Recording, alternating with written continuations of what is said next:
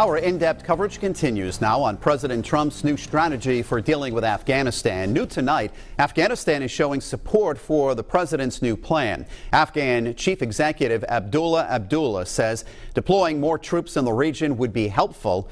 In a primetime speech last night, President Trump promised to expand the U.S. fight in Afghanistan, vowing to build up America's military presence in the region, but refusing to offer specifics. We will not talk about numbers of troops or our plans for further military activities.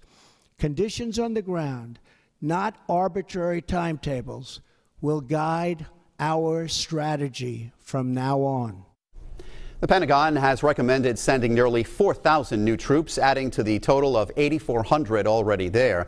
Now, the president also put neighboring Pakistan on notice, saying there would be repercussions if they continue to allow terrorists into their country from Afghanistan. Eyewitness News analyst Lieutenant General Reginald Centracchio joins us in studio. As I mentioned, General, the Pentagon is recommending about 4,000 additional troops. We're talking about ground troops or a combination? You know, when the president talked about the strategy, he said a couple of things that kind of hit home with me.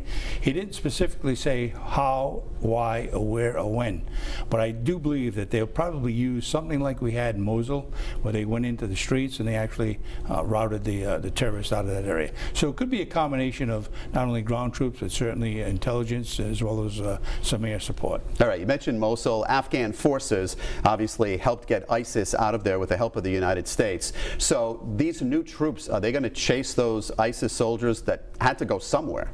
I think so. And he said that too. He said wherever they are, they will find that there will be some effort to get them out.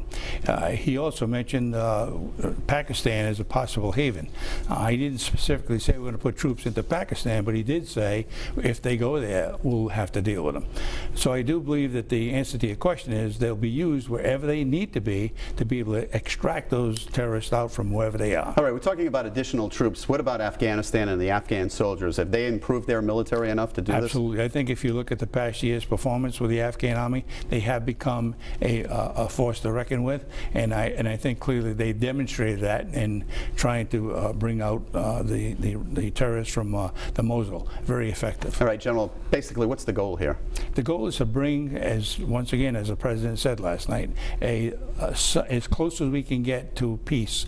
Now, peace and the interpretation of that means, in my opinion, not having a large-scale war operation.